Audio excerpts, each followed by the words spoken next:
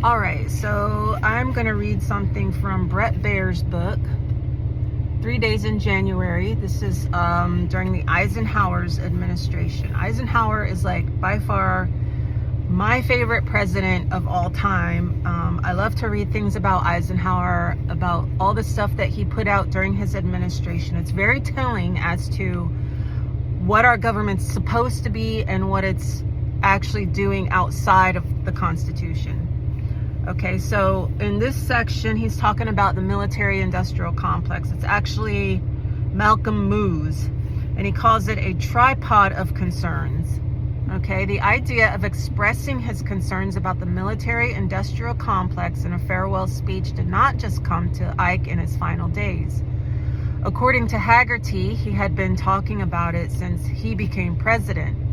Quote, "We had many, many hours over the years alone, in a plane, in a car, in a hotel suite, for breakfast, for late dinner, where he would, to some extent, just let his hair down and listen. The military-industrial complex was a rising concern to him from the day he became president," end quote. Halfway through his second term, Ike told Haggerty, quote, "Jim, I'm going to make this speech. I'm going to make it as the last major speech before I leave office," end quote. In 1959 and 1960, Ike and his speechwriters set to work on his final address with the urgency of speaking in a sober way about this new reality high on everyone's minds. Crafting the original military-industrial complex premise, Malcolm Moos found what he saw as a tripod of concerns. The first leg of the tripod involved the forceful presence, almost a takeover, of the military by industry. Some of the input for the idea came from Ike's own military advisors.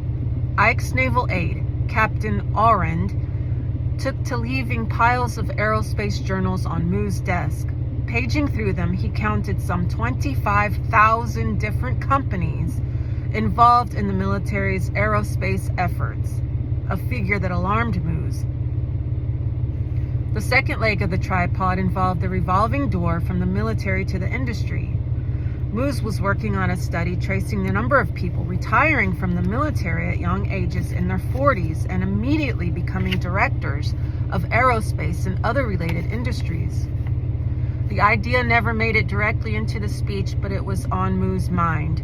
Whether such a transfer of influence could be damaging, the implication, of course, was that a massive underhanded quid pro quo had become virtually institutionalized. As a side note, this concern continues today.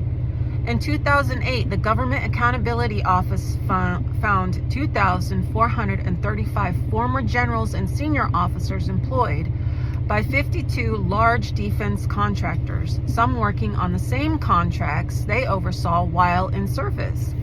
So he's saying that these men were in the military and they were working on contracts, they retired, and then they went to work for the same companies as sometimes directors working then on those contracts. So it was like they worked in the military, they approved these contracts, and then they went out of the military and worked on the contracts they approved. This revelation led Congress to pass a law requiring the Pentagon to maintain a database of high-ranking military officials who pursued jobs with defense contractors. But according to a 2014 Washington Post investigation, the Pentagon failed to do so, calling the law an unfunded mandate. So unfunded mandates don't have to be followed because they're not funded. So it's not a mandate. If it doesn't come with money, it's not a mandate. The third leg was the domination of military pursuits and the awarding of federal and private grants for scientific research. Massive funding outlays that made the federal government and its military interest the de facto shaper of the knowledge industry. Again, not all of these ideas would make it into the speech explicitly, but they unpinned Ike's broader argument. Ralph E. Williams, a staff assistant to Aurand, summarized the concerns Moos expressed in an October 31 meeting on the subject, a week before the 1960 election. The problem of militarism, for the first time in its history, the United States as a permanent war-based industry. Not only that, but flag and general officers retiring at an early age take positions in war-based industrial complex, shaping its decisions and guiding the direction of its tremendous thrust. This creates a danger that what the communists have always said about us may be true.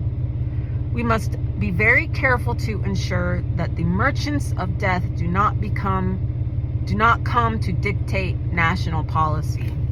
I say way too late. Okay, so this is again Bret Baier's book, really good book. 3 Days in January, Dwight Eisenhower's Final Mission. Again, I love Eisenhower. He was trying to explain to people what the Constitution actually was.